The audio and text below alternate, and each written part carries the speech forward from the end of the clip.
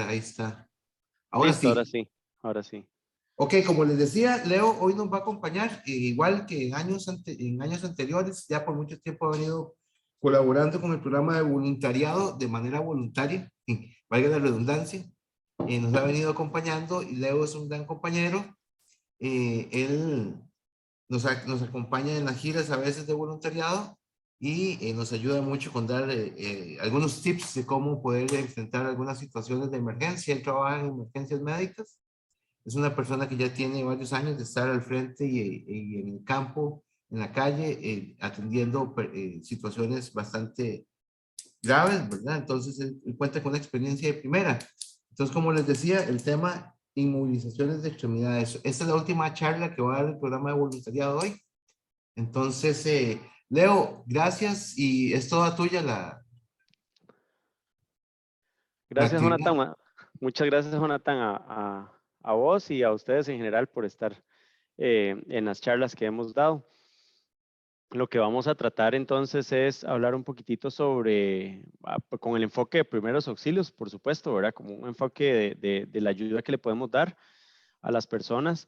eh, Ojalá que no pase, pero bueno, o si algo no sucede o alguna persona cercana o así, pues en qué podemos ayudar, ¿verdad? Entonces, este enfoque es definitivamente sobre primeros auxilios y también no constituye como un permiso para actuar libremente. No sé si me explico bien, ¿verdad? Sino que es como una orientación por si necesitamos ayudar a alguna persona.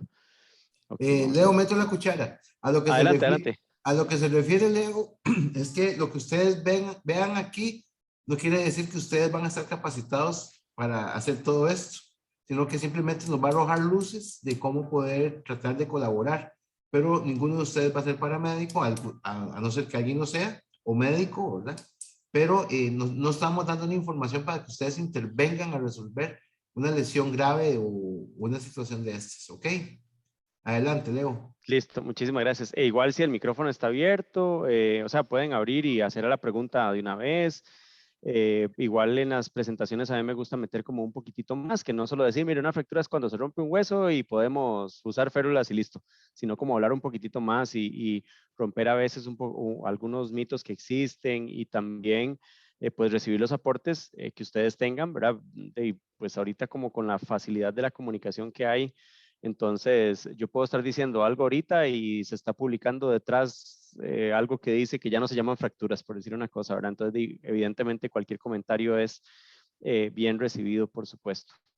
Y si alguna duda no la puedo evacuar, entonces pues ahí nos comunicamos después vía correo o alguna cosa y para buscar la respuesta adecuada. Vamos a ver qué se me hizo el cursor. Listo, entonces digamos como generalidades para hablar de fracturas, en total el ser humano posee 206 huesos aproximadamente, dependiendo de los autores que puedan revisar, puede ser que haya un poquitito de huesos más o no, de acuerdo a los huesecillos que puedan tomar dentro de su, digamos, dentro de su texto, ¿verdad? Entonces hay algunos que se consideran, otros que no, algunos que están fusionados o qué sé yo, pero el número correcto serían 206 huesos. Los podemos clasificar de acuerdo a su forma, entonces podemos hablar de huesos planos, de huesos largos como este que vemos acá, ¿verdad? Que es como el típico, que es un hueso largo. Hay, de acuerdo a su forma, entonces los podemos clasificar de muchas maneras. Em, Vamos a tener una parte externa, digámoslo así, una capa que recubre el hueso que se llama periósteo. Vamos a tener un tejido óseo compacto que es este como amarillito que se ve alrededor. Y vamos a tener un tejido óseo esponjoso que es este hueso esponjoso que vemos en el centro. Y este tejido óseo esponjoso tiene una distribución tan magnífica, ¿verdad? Visto con un estereoscopio, eso podría ser, o incluso hasta a nivel microscópico. ¡Oh! Este, tiene una distribución magnífica para poder repartir el peso. No sé si ustedes ven una imagen, digamos, de un esqueleto humano y entonces ven que los fémur no son completamente perpendiculares al piso, sino que tienen cierta angulación. todo eso tiene que ver por todo el peso que soportan, ¿verdad? Entonces tienen de esa manera o esa configuración para poder transmitir mejor el peso. Igual a nivel microscópico o un poco más, digamos, no tan macroscópico, sino un poco más adentro, todas estas trabéculas del tejido óseo esponjoso tienen una distribución tan fascinante para poder distribuir el peso. Y pues parte de sus funciones también de ser así un tejido óseo esponjoso es poder aliviar un poco el peso. Si fuera completo el hueso ahí, para que nunca se fracture, por ejemplo, un hueso completo ahí, digamos que el ser humano hubiera sido, que los huesos sean completamente rellenos de tejido óseo compacto, y seríamos tal vez 2 o 3 veces más pesados y sería muy difícil la locomoción o trasladarnos de un lugar a otro por nuestros propios medios. Entonces todo tiene su razón de ser, ¿verdad? Al igual que el tejido óseo compacto versus el tejido óseo esponjoso va a ir cambiando desde el nacimiento hasta la edad adulta. Entonces, un niño va a tener mayormente tejido óseo esponjoso. Esa es la razón por la cual uno puede ver que un chiquillo, el brazo se le hizo para atrás. Ustedes dicen, pero es que el antebrazo le llegó hasta aquí, hasta atrás. ¿Cómo es posible que no esté fracturado? Porque tal vez después el paciente puede mover el brazo y referir poco dolor. Entonces uno dice, ¿cómo eso, o sea, cómo puede pasar? Si realmente yo vi donde el brazo se movió, ¿no? por ser un poco exagerado, se movió completamente hacia atrás. La razón es esa, que hay mayor cantidad de tejido óseo esponjoso con respecto al paciente adulto. En el adulto no, el tejido óseo compacto es un poco mayor, pues obviamente por peso y varias situaciones, además porque hemos ido creciendo y se han ido consolidando y formando y uniendo diferentes partes ahí en hueso. Entonces también existe otra característica que podemos ver en pacientes adultos mayores, que es la osteoporosis. Entonces, este tejido óseo esponjoso puede que se haga, digamos que aumente sus trabéculas, por llamarlo de alguna manera. Entonces, vamos a tener una debilidad en la conformación del hueso y una propensión, entre otras cosas, a fracturas, ¿verdad? Con poca energía o con tareas que parezcan simples. Entonces, esto es lo que se denomina como osteoporosis, donde se pierde esa densidad ósea. Por eso, digamos, el examen se hace una densitometría ósea en diferentes partes específicas y de acuerdo a los valores, pues podríamos hablar de osteoporosis o no. Otra, digamos, otro aspecto importante acá por decir, este tejido óseo se compone de un par de células, un par de células muy importantes que serían osteoclastos y osteoblastos. Entonces, de acuerdo a los niveles de calcio, lo que van a hacer, si los niveles de calcio descienden, hay unas células que lo que van a hacer es comenzar a liberar, a romper células óseas para liberar calcio y al revés. Si el calcio sube, entonces comienzan bien a sintetizar hueso para poder bajar los niveles de calcio. Esto va a entrar en juego para mantener ciertos valores ahí en un rango estable. Bueno, hay un poco de generalidades. En cuanto a función, pues la función principal que conocemos es locomoción, ¿verdad? Y pues de los huesos se insertan o de los huesos salen músculos, ¿verdad? Se insertan es como que el músculo llega y también puede ser que salgan músculos. Entonces, para poder mover el brazo, vamos a ver cómo lo hago aquí, cómo me pongo. Para poder mover el brazo, hay un grupo muscular que jala el hueso hacia acá, por decirlo acá. Entonces, por decirlo así, entonces por eso es que yo puedo mover el brazo. Y no es que este mismo grupo de músculos empuje, no, sino que lo que ocurre es que hay otro grupo de músculos antagónicos que jala el brazo hacia este lado. Entonces este flexiona y este extiende. Este flexiona y este grupo extiende, por llamarlo de una manera. Eso es en cuanto a locomoción. También nos dan la forma que tenemos, ¿verdad? Si no tuviéramos huesos, pues seríamos, nuestra forma corporal sería muy diferente. Pero una de las funciones más importantes es la de producir sangre, el proceso de, células sanguíneas. Que se lo hicieron a Zoe, ella se lo hizo. Alguien tiene ahí el Y micrófono. una muchacha que... Por favor, que- cierren el micrófono o lo tengo que cerrar yo. Pero... Alguien tiene el microfonillo abierto para aquellos que no metan las patas ahí.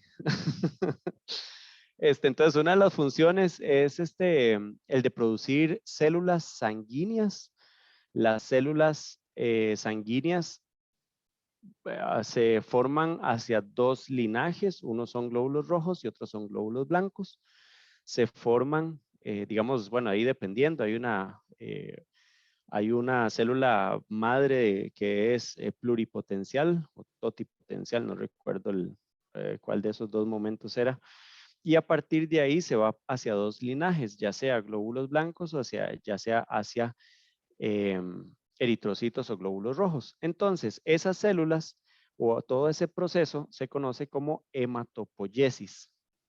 Entonces, aquí vemos el nacimiento. Entonces, antes del nacimiento, ya a partir del primer mes, entonces ya el propio feto va a comenzar a crear su sangre, digamos, va a generar su sangre, a sintetizar o no sé cómo llamarlo. Entonces, principalmente lo hace el hígado, como ustedes ven aquí en esta imagen.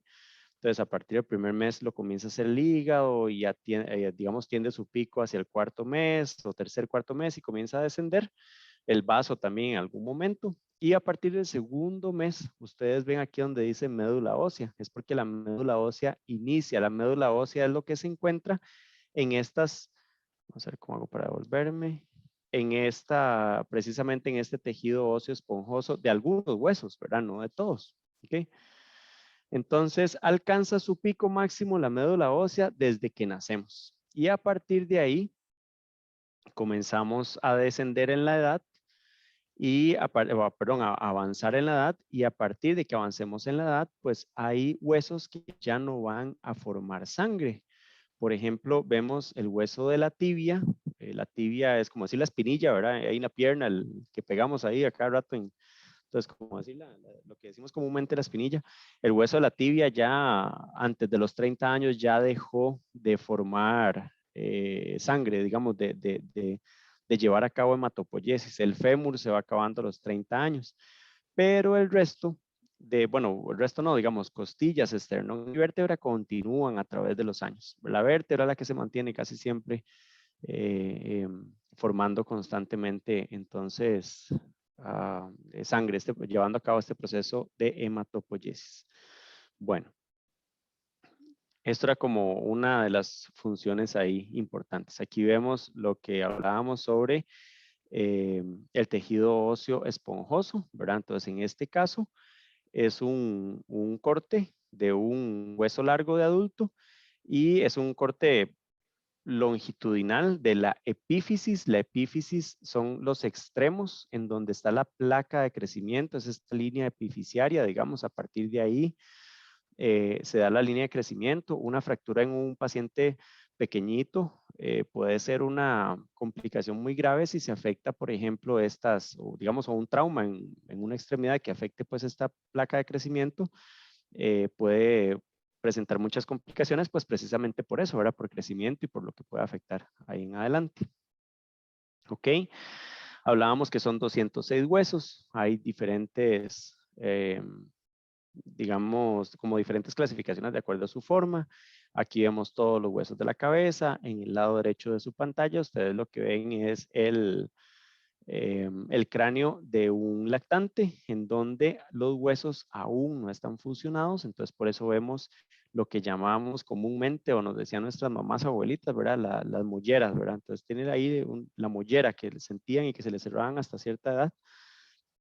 Tenemos una fontanela anterior, que sería la que se ve aquí por el ladito celeste, y una posterior. Y la razón por la que estos huesitos no están unidos aún es porque la cabeza tiene que cerrarse para adaptarse al canal de parto, ¿verdad? Imagínense que no se adapte, que no se mueva esa cabeza, que no se acomode al canal de parto, sería más difícil que el bebé nazca.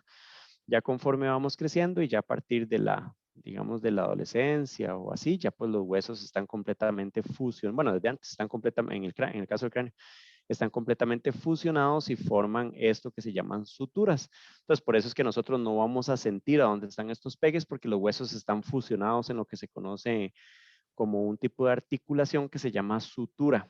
Ese tipo de articulación no tiene nada de movimiento, ¿verdad? No se mueve para nada. Entonces aquí vemos que se pega, por ejemplo, el hueso frontal con el cigomático. Esta es, digamos, como decir en el ojo en esta parte, pero nosotros no sentimos la gradita, ni se va a mover ni nada. Aquí están los huesos nasales, en estos anaranjaditos que vemos ahí al frente, que se pegan con este hueso que es el maxilar. Entonces nada de esto se mueve, ¿verdad? No puede moverse. Ok. Vemos igual como una vista de cabeza al lado izquierdo y las primeras vértebras, las primeras 7 vértebras que son las vértebras cervicales, cervical por cervix, por cuello, ¿verdad? Que es altamente propenso a lesiones.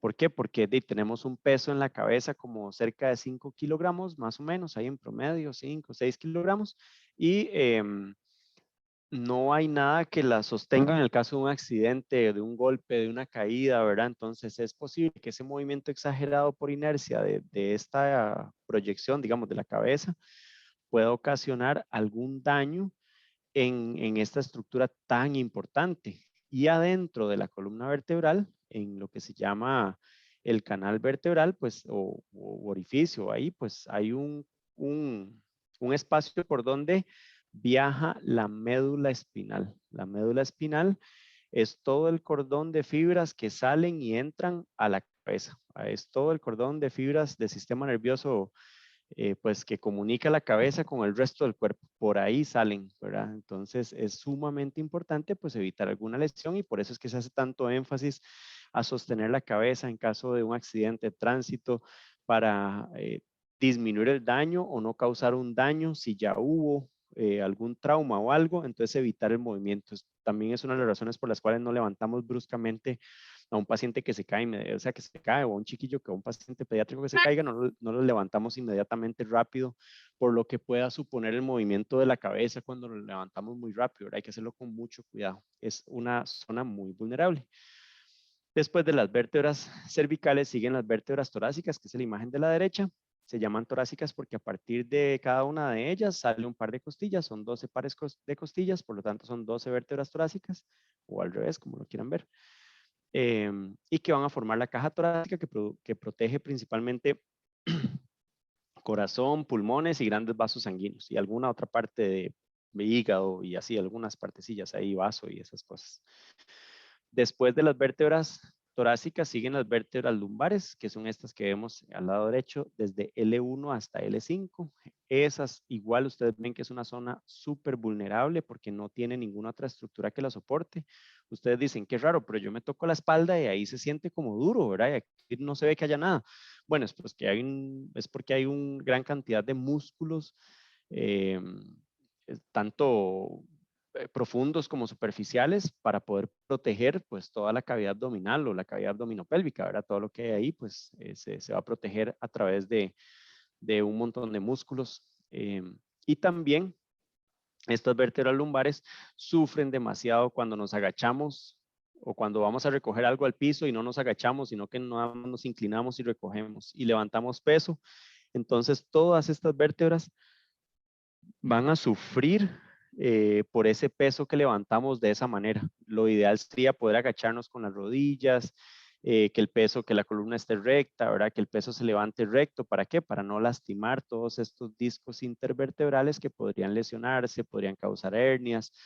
Estos discos podrían desplazarse hacia adentro y afectar el canal medular y entonces dan mucho dolor o pellizcar o lastimar algunos de los nervios que salen, porque a través de cada par de vértebras sale un par de nervios que llevan información y recogen información. Entonces, por decir algo, si por aquí sale un nervio que lleva información hacia la pierna y aquí hay una hernia, no sé si ven el cursor donde yo estoy diciendo aquí, ¿verdad? O solo lo estoy viendo yo.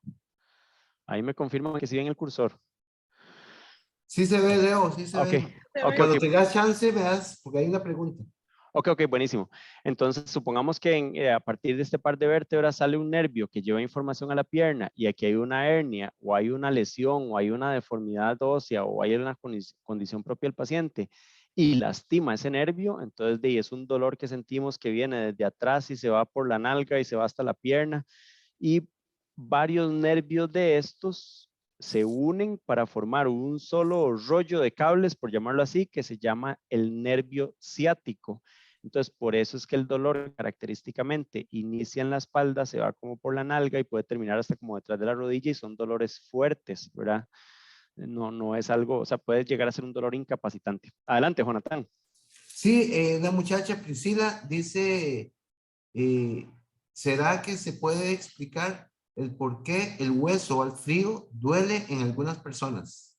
Ay, hijo de puña, eso es una muy buena pregunta, pero no se la podría explicar.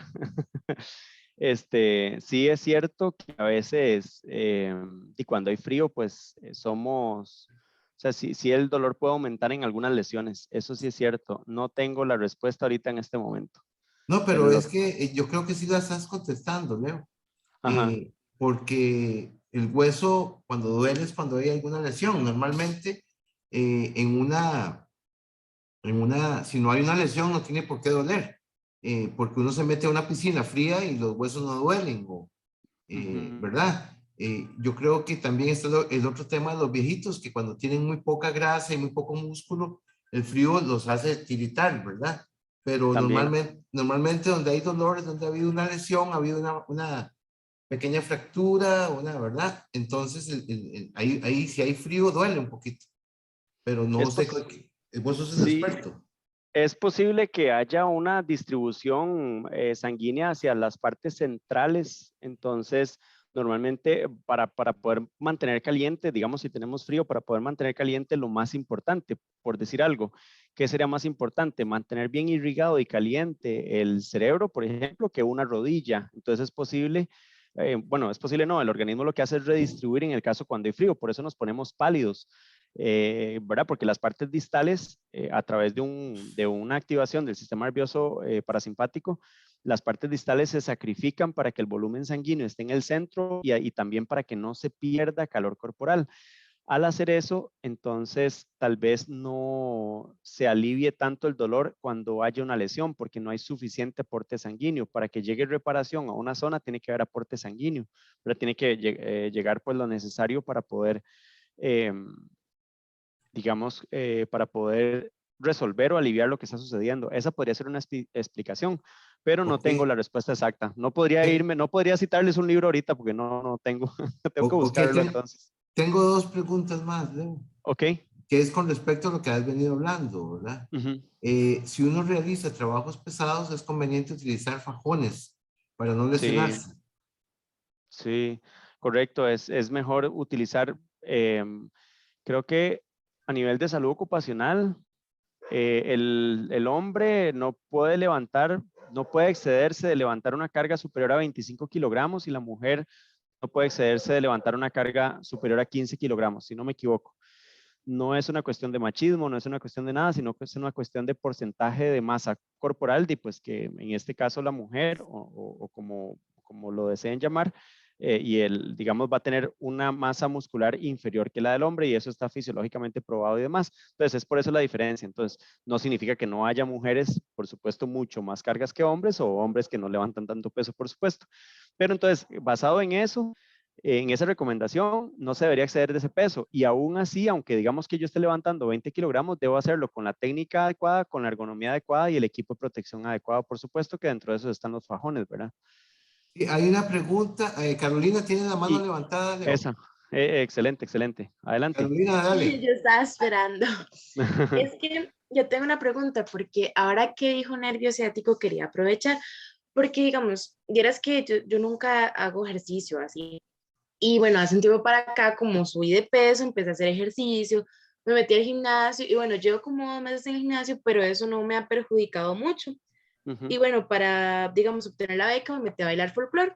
Y ujú, entonces fui el primer día de ensayo y yo llegué a la casa y yo le dije a mami, uy, mami, siento como un jalonazo en la nalga. ujú, Me jodí.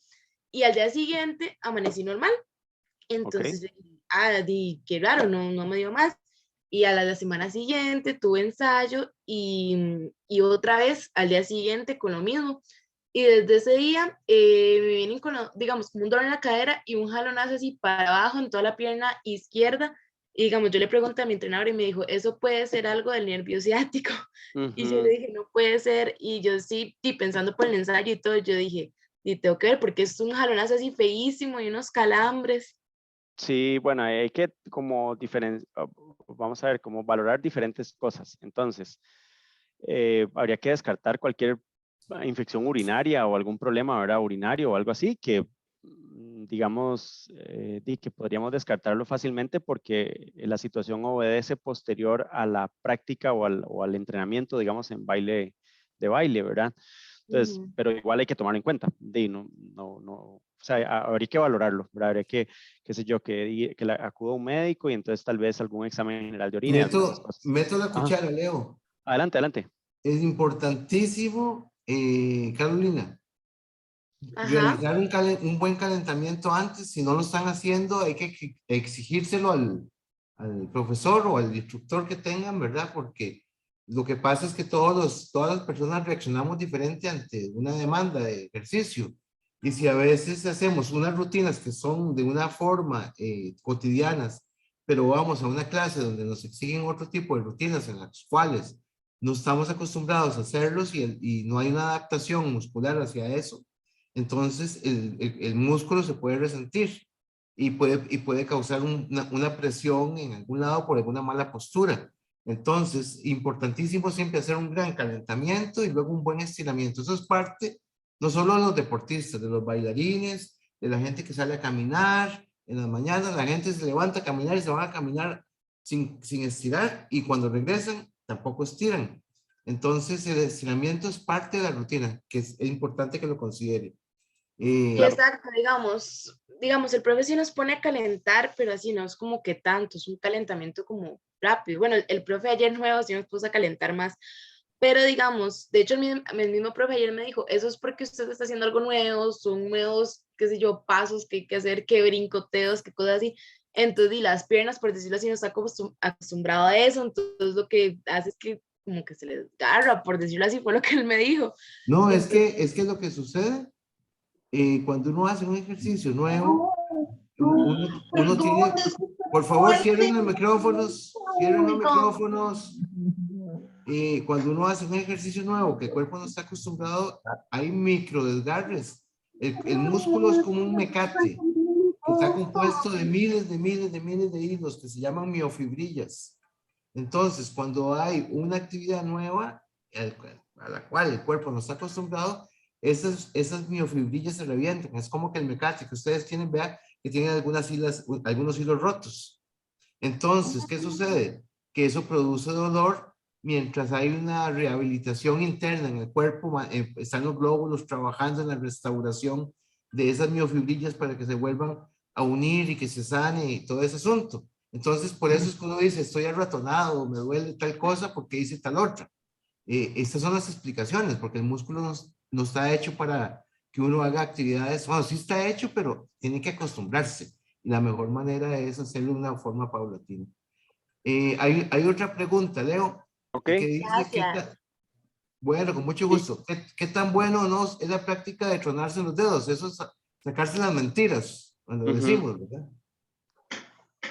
Sí, ahí en realidad pues no es que se diga que es dañino ni nada y lo que se hace es, o lo que hay es como una liberación de gas, entonces que tenemos, que de por sí tenemos, ¿verdad? Entonces por eso después vuelve a acumularse, pero no es como que sea dañino, ¿verdad? Habría que buscar algún estudio ahí, desconozco. Para Carolina igual, bueno, ahí como yendo a la parte que estaba la parte, digamos, de esta de infección urinaria, también es posible, y ahora usted lo dijo, porque yo le iba a preguntar con respecto a los brincos. No es lo mismo hacer un ejercicio estacional que brincar, que correr o que caminar. Incluso la columna puede tomar una posición diferente. Entonces, habría que valorar y para descartar la parte estructural, tendría que hacerlo, o sea, que ir al médico para hacer una placa y de todo, para saber si no hay alguna característica propia y definitivamente el peso ayuda. Y con respecto, ya para devolverme ahí, ¿verdad? Con respecto sí, a lo de tronarse los dedos o eso, sacarse mentiras, entonces eso es lo que sucede. Adelante, Jonathan. Para Verónica, el expositor se llama Leonardo Quiroz, porque Quiroz. ella está preguntando. Ok, Eh, ok. Tenemos otra pregunta o un comentario, de hecho, Ok, es de Javier Araya. ok. De hecho, dice, de hecho, hacen vaga la espalda y más propensa a lesiones fácilmente. Es con el tema de, me imagino que el tema del levantamiento del peso, que usted estaba hablando antes, Leo. Correcto, supongo. Ok, Vamos a listo. ver si hay alguien más. Mojarse la mano cuando está caliente, de verdad, da reumatismo. Y en sí, ¿qué es? He escuchado que duele el hueso. Perdón, no le Mojarse la entendí. mano Ok, cuando está caliente, me imagino que cuando está planchando algo. ok. Mojarse la mano cuando está caliente, de verdad, da reumatismo. Y en sí, ¿qué es el reumatismo? Me imagino. He Sí, escuchado que duele hueso. bueno, es que la reumatología es la rama de la medicina que va a estudiar todo lo que es movimiento o afectación del movimiento en el ser humano. Entonces, por ejemplo, digamos, yo me levanto normal de una silla, pero resulta que ahora me duele un poco la espalda cuando me levanto, ¿verdad? Entonces, no me veo ortopedia porque no fue que tuve alguna lesión, sino que esa es la especialidad de la reumatología, aquellas enfermedades que afectan la locomoción, por llamarlo así. Entonces, antes las mamás antes hablaban sobre, o las abuelitas hablaban de reumatismo cuando uno tenía como dolor de huesos, ¿verdad? Y dolor en articulaciones y dolores extraños o tal vez tenía algún poco de crisis de gota, artritis gotosa o dolor en el primer dedo del pie, ahí en el dedo gordo del pie, ¿verdad? Cosillas así, o se le inflamaba alguna articulación. Entonces, las enfermedades reumatológicas son muchas enfermedades que precisamente afectan el movimiento. Hay algunas que requieren tratamiento inmediato, algunas pueden deformar la articulación, ¿verdad? Como la artritis reumatoide, entonces requiere tratamiento agresivo para evitar que la enfermedad deforme la articulación e impida el movimiento. O sea, o afecta a la persona, ¿verdad? Eso es lo que se trata. Entonces, sí, las enfermedades reumatológicas son muchas. Y lo que sí, digamos, esto de mojar la mano si está caliente no tiene alguna relación de momento es una creencia, es posible que sea una creencia, ¿verdad? No tiene ninguna relación con dañar o no el hueso o que duela o no el hueso. Leo, tenemos 3 personas con la mano levantada. ¿Ok? Ya Entonces vamos Carolina creo que con... fue creo que fue la primera y no sé si fue que dejó la mano arriba. Carolina, ¿usted tiene pregunta o dejó la mano? Ok, ya la quitó. Primero tenía, o no, Carolina, ¿tiene pregunta o es que le quedó levantada la mano? Bueno, entonces pasamos a Marisela. ¿Ok? Marisela, Hola, buenas noches. buenas noches. Buenas noches. Yo tengo una pregunta.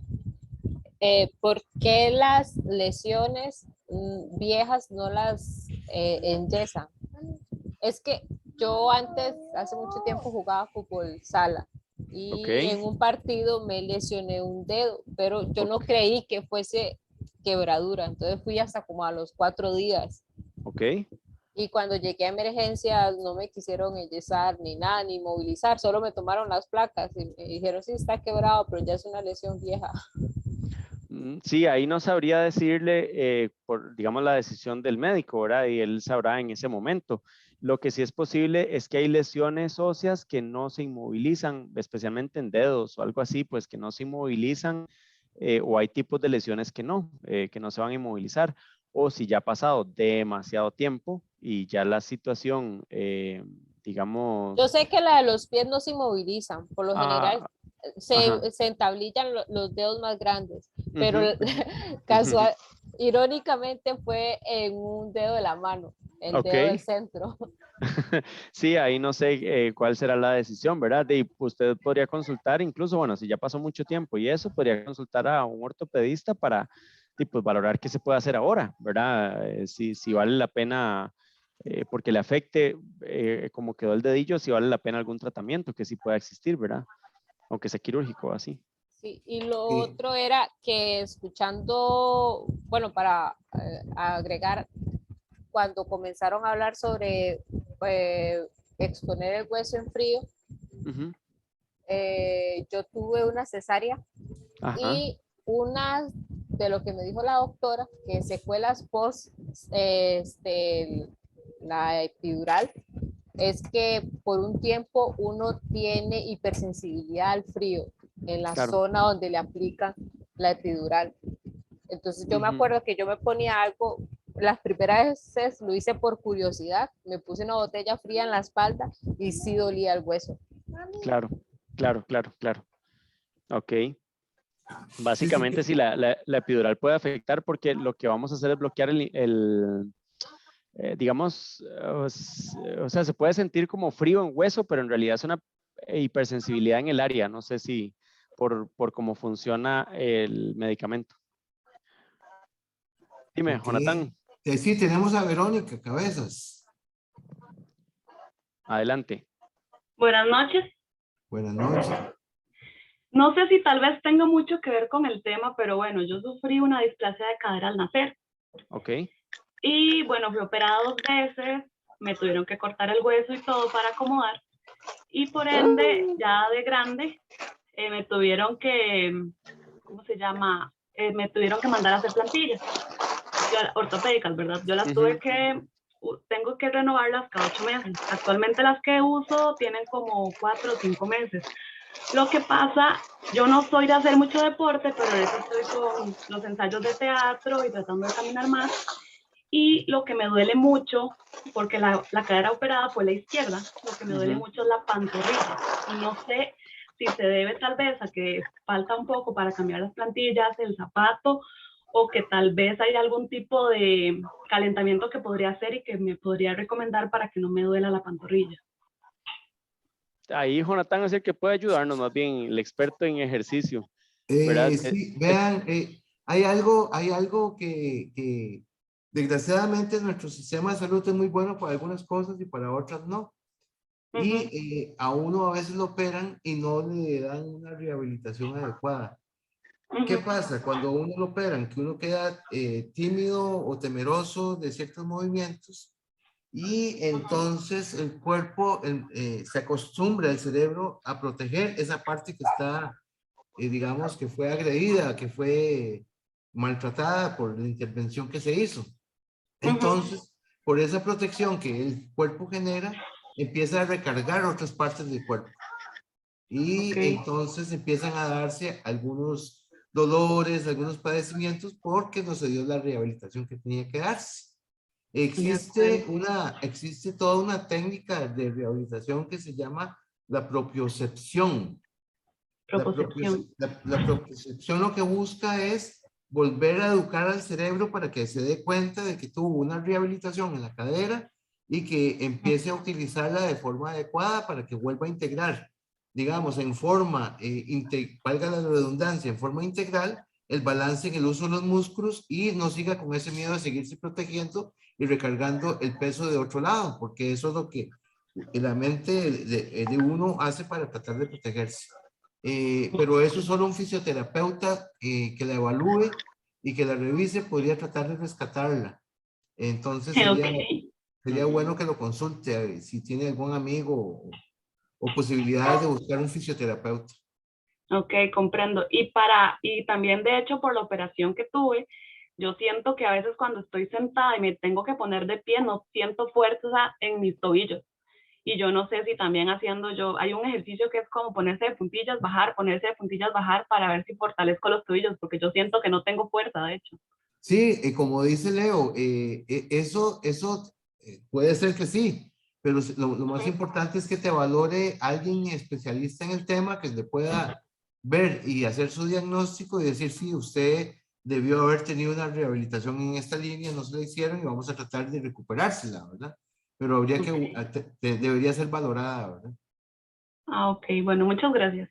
Con mucho Con gusto. gusto. No sé si me brinqué a alguien de pregunta y si no, yo creo que en el chat teníamos una pregunta. Disculpe, ¿cuántos kilos dice Michael? ¿Cuántos kilos dice que es recomendable asar?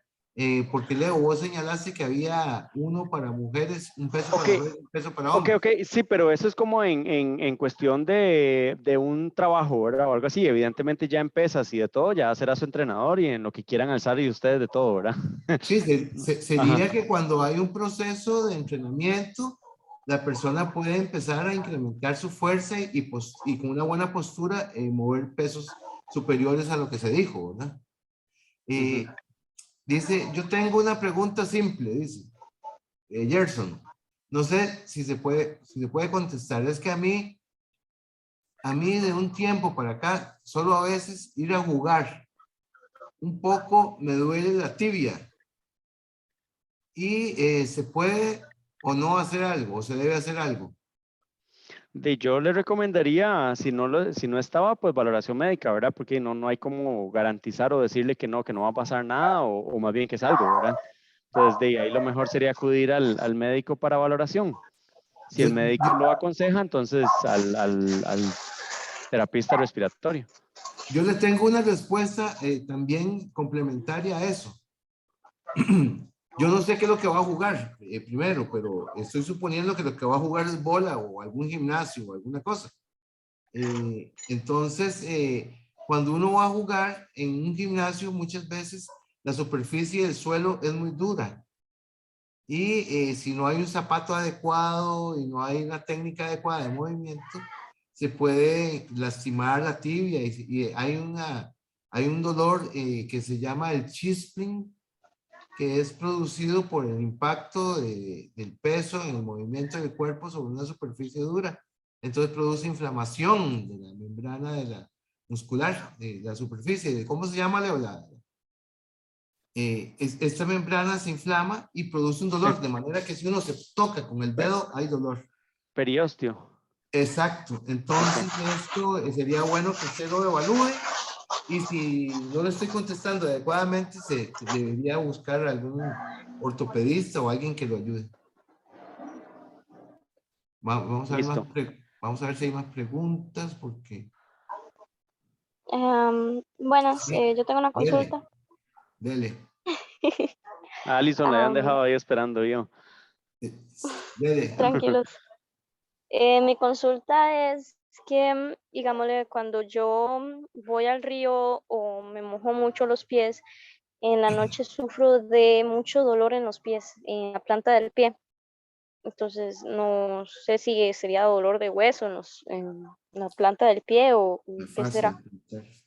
Sí, es que habría que ver si tal vez, si va a un río y camina sobre piedras o algo así, que haya como alguna fascitis plantar o alguna situación que suceda, o el dolor como hacer ejercicio, pero por la superficie sobre la que caminas, esa podría ser una posibilidad.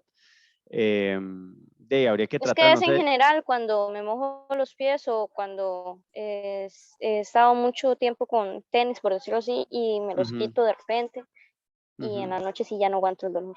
Ahí tal vez sería así, valoración, pero por fisiatría, que pueda ver si se necesitan plantillas o es alguna situación de estas, ¿verdad? Creo que sería como lo correcto. Y como dice Jonathan, y tal vez es posible que en el EVAIS o algo así, pues no se vaya eh, a dar tanta importancia al asunto. Entonces habría que acudir propio a un fisiatra, sería lo correcto, pienso.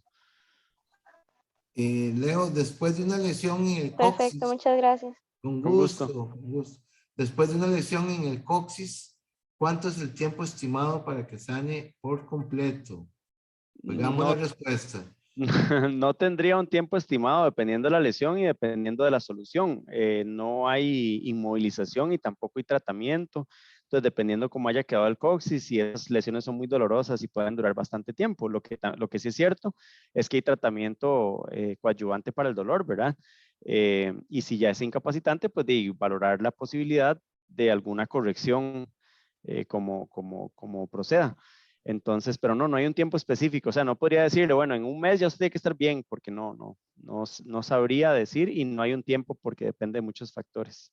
A veces me duele mucho la espalda baja, porque una vez me agaché mal. ¿Qué puedo hacer para evitar el dolor? Hay que descartar alguna situación, digamos, alguna situación estructural como hernias o cosas así, ¿verdad? Entonces hay que descartar y pues tienen que ser vista por un médico para descartar esas partes, saber si es por hernia, pues de ver el tratamiento, si ya se sabe que hay una acción que es la que genera dolor, pues entonces evitarla, mejorar postura, ergonomía y disminuir la cantidad de peso y esas cosas.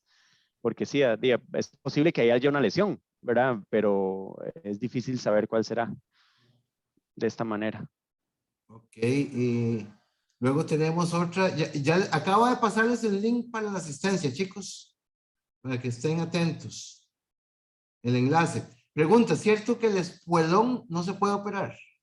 El espolón, algunos, ya eso dependerá de la solución del especialista que lo esté viendo, pero algunos es posible que se pueda aliviar un poco, o si no, solo con plantillas, ¿verdad? Es posible. Y ¿Cómo se puede dependiendo, prevenir? Otra pregunta, ay, no, esa no tendría la respuesta. Ahí habría que consultarle a un ortopedista. ortopedista si se puede prevenir, ¿verdad? O a un reumatólogo si se puede prevenir. ¿Existe algún ejercicio o técnica para calmar los dolores causados por las hernias en el disco a nivel L4 y L5? Yo creo que es cuchillo, Mejor sería sí, mejor sería que lo un valoren. terapista físico, sí, Dios guarde, no podría yo decirle algún ejercicio, no está dentro del campo. Y más bien después lo lesiono por decirle algo, ¿verdad? Entonces mejor, sí, habrá que fortalecer ciertos grupos musculares, entonces sí que sea mejor o sea, que sea valorado. Porque la muñeca se abre, como dicen, un dolor molesto en esa zona. La muñeca es una articulación sumamente compleja. Vamos a ver si adelante estaba. Es una articulación sumamente compleja. Aquí estamos en pierna. Ustedes ven todo este montón de huesillos que hay. Son muchos huesos. Estos son los huesos se llaman metacarpos, que es como los que forman, digamos, la palma. Y aquí adentro están todo este montón de huesillos que se ven acá y se unen con estos dos, que es radio y ulna o radio y cúbito. Que son muy Eh, similares al pie, solo que diferentes, ¿verdad? Pero está el correcto. metacarpo y metatarso. Aquí hay bastantes, exactamente, aquí hay bastantes huesos. Entonces, dependiendo de lo que suceda, porque hay estructuras que lo sostienen, entonces si hay alguna lesión ahí, por eso es que duele. No es que se abre, sino es que hay alguna lesión como que no sucedió. Si yo caí, sé que no sucede normalmente, ¿verdad? Por ejemplo, yo caí, sufrí un movimiento fuera de lo que permite la cápsula articular y hubo alguna ruptura de alguna estructura, ¿verdad? O hay algunas cosas que pueden pasar al ser tan compleja, porque es una articulación elipsoidea que se llama. Entonces es por eso que hay múltiples lesiones que a veces ni siquiera se pueden detectar y por eso uno piensa que está abierta la muñeca, porque le duele simplemente al mover. Igual hay tendones, hay estructuras también que pueden dañarse. El dolor de espalda trasera por los pulmones, ¿por qué se presenta? Está difícil esa, ¿no? Eso está muy Esa está difícil, habría difícil. que ver. Ya respondieron a Habría los que ver. Hay huesos. muchas, ahorita acaban de decir una palabra y yo, parte de todo lo que puede pasar en muñecas, hay diferentes, o hay articulaciones que tienen bolsas sinoviales o bursas, que son como bolsas sinoviales que, Aquí hay una pregunta eh, relacionada eh, para que la agarres de una vez, Leo. ¿Cómo se puede ajá, tratar la bursitis? ya eso sería Y después mejor que me salga con que que es sería un equivocado, porque médico. me va a dar un nivel de Por cólera. favor, cierren el micrófono, Sharon. Ya Sharon eso Porras sería Pérez. No, un médico ustedes con cuenten. respecto al tratamiento. Ahí sí definitivamente, ¿verdad? No podría yo meterme jamás en el campo sobre el tratamiento específico. Entonces, bueno, esas bursas o son bolsas que van a disminuir o evitar el roce. Entonces también pueden inflamarse. Hay causas que son sépticas y requieren incluso, hay algunos tipos de lesiones que pueden requerir incluso esta cirugía. Bueno, cirugía no, pues un lavado especial en sala de operaciones y todo eso, ¿verdad? Entonces, por eso les decía que es mejor y que sea un médico, evidentemente, el que decida el tratamiento. Tengo un problema en la parte donde se encuentra la T8. ¿Qué podría ser? Son como punzazos. No sé qué problema será. Está difícil ahí. Esos tienen que hacerle una radiografía y un Habría que ver. especialista. Sí, Muchas ok. veces luego de la jornada laboral sentado a levantarse, a veces se siente que traquea la cadera. ¿Qué puede ser eso? Sí, igual, de pues condiciones propias, postura, silla, son muchas las cosas que pueden afectar para que haya alguna lesión o sienta eso que traquea. Puede moverse un poco la articulación en una dirección que no exista o haber roce en donde no, digamos, roce en ciertas zonas o algo así. Ok. ¿Por qué la muñeca dice un dolor? Dice saber por qué la muñeca se abre, como dicen. Ya se la vimos. Ya El se la dolor de vimos. espalda trasera, puede ser que se presente alguna contractura muscular. ¿Será que pueden, aunque ya lo pasamos, existe algún ejercicio técnico para calmar los dolores causados? Ya se la vimos. ¿Cómo se puede prevenir lo que llaman el espuelón? Es cierto que el espuelón no se puede operar. Excelente charla, muchas gracias para Leo. ¿Cómo es el nombre del facilitador? Leo Quiroz. Igual lo invitan a salir, Leo, porque en una de mis muñecas presentó un tipo de goma. No puedo hacer fuerza. Y se sobresale una pelotita incómoda y dolorosa. ¿Qué podría utilizar? Hay quistes, hay diferentes tipos de quistes. El quiste es como el crecimiento de cierto tejido, pero es autocontenido, ¿verdad? Y se puede retirar. Se puede volver a hacer, sí, se puede volver a hacer. Entonces hay quistes sinoviales o dependiendo del que sea. Y para aliviar esa molestia sí se puede quitar. Es una cirugía, digamos que puede hacerse en un consultorio, ¿verdad? Lo podría hacer un médico general, es posible, si no está como muy profundilla, pero sí tendría que dar una valoración, o sea, tendría que ir a que lo vean y para definir el tratamiento y saber qué se trata de un quiste que se pueda extirpar. Son superficiales realmente. Yo juego en sintética bola y últimamente me duelen las rodillas. No sé si será por jugar y los tobillos. Yo le voy a dar mi versión de esto y luego Leo si quiere opinar. Pero primero, muchas veces empezamos a jugar sin tener una preparación previa muscular para que protejan las articulaciones. Los músculos tienen, aparte de la función de lo que decía Leo antes, de movilizar las articulaciones, para que puedan levantar peso y realizar tracción, también una buena masa muscular puede proteger, digamos, las articulaciones para que no haya lesiones. Por eso, los jugadores no solo juegan, sino que tienen trabajo de pesas, trabajo de estiramiento, tienen sus masajes, muchas cosas. Entonces, si no hay una buena masa muscular, no estoy con una buena técnica, no estoy usando zapatos adecuados, puedo empezar a sentir dolores de rodilla y tobillos perfectamente. No sé, Sí, Leo. también ya hay daños, podría haber, digamos, no es que es el caso, ¿verdad? Y pueden haber ya daños, lesiones, ¿verdad? De desgaste en meniscos o diferentes cosas que puede aparecer por el impacto, por el alto impacto que es, ¿verdad? Por supuesto. Entonces, sí, ahí la valoración es fundamental para saber que no se tenga una lesión y que haya que tomar alguna decisión importante o alguna otra zapatilla diferente o algo que se pueda hacer para aliviar el impacto. Mi esposa estuvo internada y cuando salió le dolían mucho las manos por las vías que le pusieron y ahora lo que tienen son unas pelotas. ¿Qué se puede hacer para quitarlas?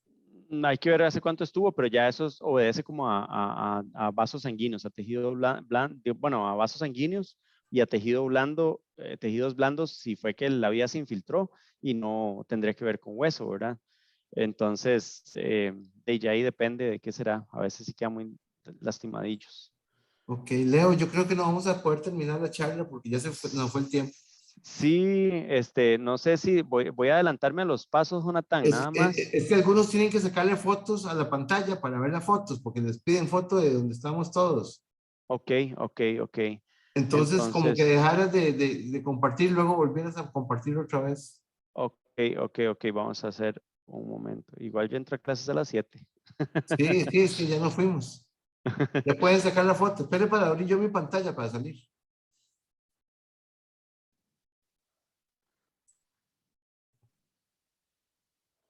Ahí están.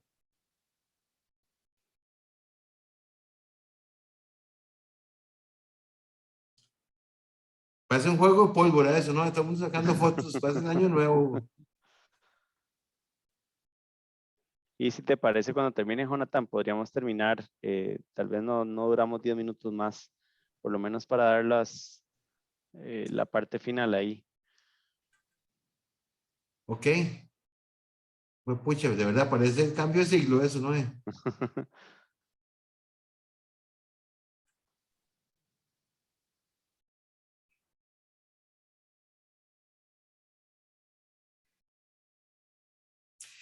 Yo llegué hoy de Osa, Leo, Qué carga. y salgo mañana para Caño Negro. Hijo de puña. Está dura la No, vida. demasiado carga. Disculpe, profesor, ¿ya puedo tomar la foto? Hace rato está la Para pantalla abierta para que saquen la foto. Si es que no me deja, miras qué raro. Voy a volverlo a intentar. Inténtelo o sáquela con el teléfono y la sube. No, de hecho sí, es con el teléfono. Un Ah, momento, vamos a ver. Compañera, me parece que la vez pasada doña Cintia dijo que ese problemita lo estaba dando, no sé por qué, pero que se podía sacar el screenshot donde saliera nuestro nombre.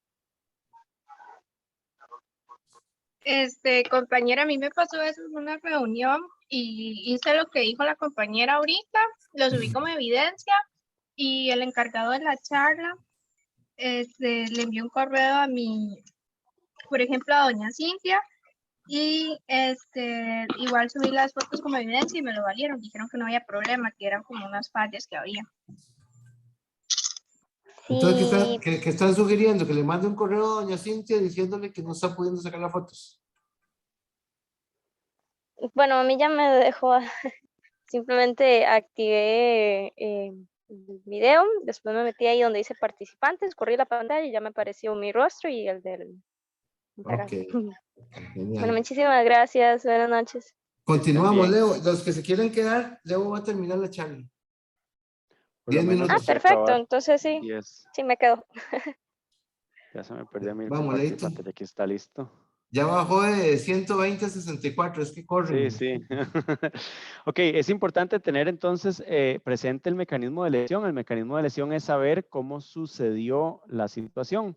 Entonces, por ejemplo, no es lo mismo que un carro, un automóvil golpee a un adulto a que golpee a un niño, ¿verdad? Las lesiones que podríamos suponer son diferentes. Entonces, esto es muy importante tenerlo en cuenta como para sospechar y ser malicioso, ¿verdad? En cuanto para reconocer una fractura, vamos a tener un movimiento alterado en un miembro debido al movimiento en el sitio de la fractura. Por ejemplo, si yo tengo una fractura en el antebrazo, es posible que la mano no pueda mover con tal facilidad, ¿verdad? Entonces voy a tener un movimiento alterado en esta parte por la fractura que yo tengo en el antebrazo. Por eso es, mueva los dedos, puede moverlos. O si es en la pierna, decirle, puede mover los dedos del pie, porque si hay una fractura es muy posible que no pueda mover las partes distales. Puede haber crepitación o rechinidos o roce entre los extremos de los huesos cuando se mueve la extremidad. Después hay deformidad o puede verse o puede sentirse. Puede que la deformidad no se vea, pero si palpamos se puede sentir. Puede haber contusión, o sea, como trauma alrededor de la fractura. Puede haber sensación de dolor sobre el sitio de la fractura. Dolor con los esfuerzos del miembro con flexión o compresión longitudinal. O sea, si yo llego y puedo hacer o hago presión en la articulación o movimiento en el hueso, entonces puede haber dolor. Puede haber deterioro en la función e inflamación en el sitio de la fractura. Entonces, una guía muy aproximada de reparación de las fracturas, así como para decir, los huesos se unen en 8 semanas, esos son 2 meses, en el doble del tiempo que el miembro inferior y en la mitad en los niños. O sea, ya ahí vemos los niños generan un poquitito más rápido y en miembro inferior es posible que tarde también diferente. El tratamiento va a ser 1, asegurar escena, 2, solicitar ayuda, 3, siempre hay que hacer revisión primaria, que eso es ver que el paciente respire, que tenga pulso, que no haya sangrados importantes, saber que está consciente y hay que, la E es de exposición, hay que descubrir la zona para poder ver bien lo que está sucediendo y debemos inmovilizar la extremidad afectada. ¿Cómo la inmovilizamos? Pues eso es pura imaginación. Entonces, esto es un ejemplo. Aquí hay que acolchar en el centro porque normalmente tenemos las piernas un poco separadas. Entonces, una opción es usar la pierna buena para inmovilizar la pierna dañada, por llamarlo así, y unirlo con lo que tengamos a mano, como se ve ahí. Vea, por ejemplo, revistas. Es importante que el paciente esté confortable. Entonces, cuando hay que acolchar las partes que se necesitan acolchar, hay pacientes que pueden decir, no, es que yo prefiero tener la rodilla un poco flexionada y con eso estoy mejor. Y este vendaje de arriba que se ve, esto se llama un cabestrillo, que se hacen con pañuelos triangulares. Los pañuelos triangulares son unos pañuelos que venden o podríamos hacerlos con alguna tela. Y luego los pasos serían inmovilizar las articulaciones cercanas. Esto quiere decir, si yo tengo una fractura acá en la pierna, tengo que inmovilizar tanto el tobillo como la rodilla. Acolchar las salientes óseas. Esto quiere decir, esto es una tabla, una férula rígida y acá está el talón, entonces aquí debo acolchar porque cuando se inmovilice, pues la presión puede causar más dolor. Después rellenar espacios vacíos, como vemos esto de acá. ¿Ok? Como vemos en este caso esta curvatura, que es la que está como detrás ahí del talón, del ligamento grandísimo o detrás de la rodilla. no ajustar sobre el sitio de la lesión. Esto quiere decir que si la fractura está puramente aquí, pues no le voy a hacer, no voy a amarrar ahí un cinturón o algo porque voy a aumentar la lesión, voy a causar más daño. Los dedos hay que dejarlos por fuera para estar valorando el llenado capilar. Hay que estar vigilando constantemente. Puede ser que la extremidad se inflame y necesitamos aflojar un poco la inmovilización. Y luego la lesión se debe inmovilizar tal cual se encuentre, no se cambia diferente.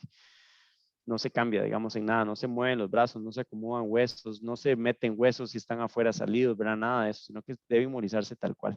Este es el cabestrillo, que es un pañuelo triangular. Esto puede medir 1 metro, entonces es un triángulo acá 90 grados, esta de A a B mide 1 metro o menos.